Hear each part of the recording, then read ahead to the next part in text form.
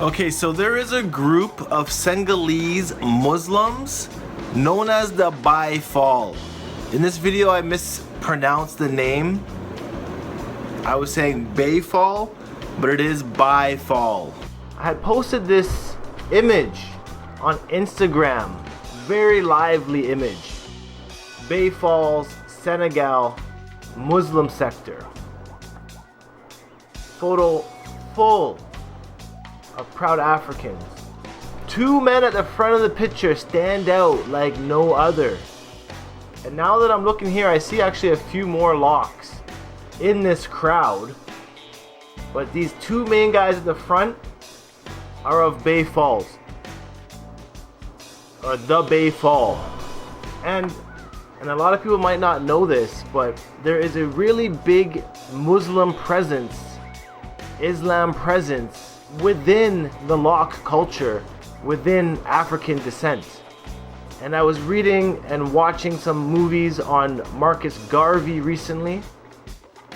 And if it wasn't for Garvey inspiring the Garveyites, the father of Malcolm Little, now known as Malcolm X, who was in fact Muslim as well. So there's a lot of cool history within that. The Baye Falls follow a spiritual leader called Amadou Bamba.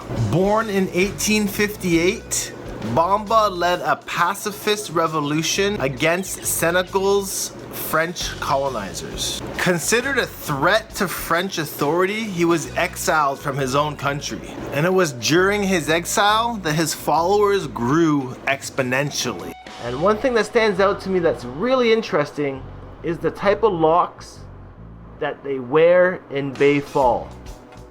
They are very unique and quite frankly, very included to their section of Africa on their own. I mean, they just look so much different than anywhere else I've ever seen the lock culture thriving. Why do I say they look different? They're definitely free-formed in, but a lot of their hair grows flat in what they like to call ribbon locks, flat locks. And this dude on the right, he's got so much swag, and his locks are literally 6 or 7 on his whole head, but he's so lock committed. You can tell he's had these locks for 6, 7, 8 years. It's crazy to see them growing out, kind of like elephant ears, really long and flat. Thick, but not in diameter. They're wide, but they're actually of a thinner diameter. It's nuts. Homie beside him kind of has the same look going on, but you can tell he's separated, or maybe they've just grown this way, but compared to his brother on his right, they look like half the size, a third of the size of the sections that he's got there. The new growth on the top, at the front here, it actually kind of looks pretty short, same with his friend. But the dedication is real. Now I do see some little flats poking up in the back here. This dude here has some flats as well. And this guy here also has some freeform locks growing in. It's so interesting. Bamba's followers come together every single year in the holy city of Touba. And it's every year the Grand Magal attracts over 5 million people. These are warriors for spiritual leaders. This photo is so powerful and uplifting. Their locks are so beautiful.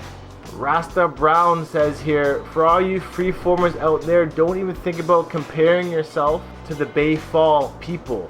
These people represent a culture, a lifestyle. Wow, this man's really upset about people copying the freeform lifestyle and not partaking in the culture of it. Which makes me ask this question. Well, what is their culture about? I'm going to be looking into this more and I will report back to you guys on some information. So Bamba taught them to always live together as a family. And if today they have peace, happiness, and liberty, is because of Bamba. The Senegalese believe that he is a gift from God for them. They always greet each other with so much happiness and joy. And at the Grand Magal, where 5 million people will join, it's the only place in the world where every single person will have a place to sleep, eat, and drink, all in the holy name of Bamba. But Baye Falls is in Senegal, and they have a huge Muslim sector.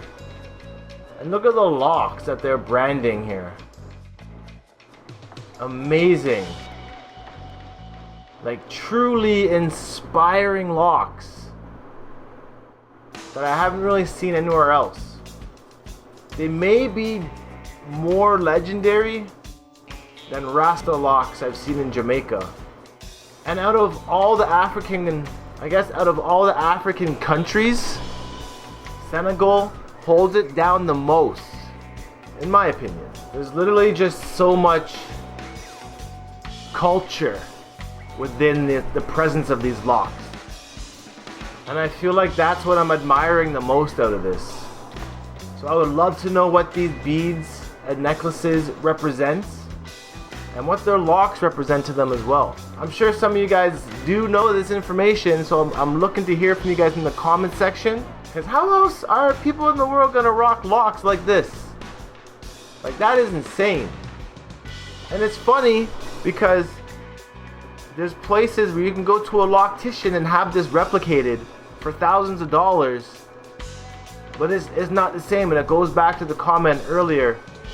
You know, it's just copying. You're not actually living the culture.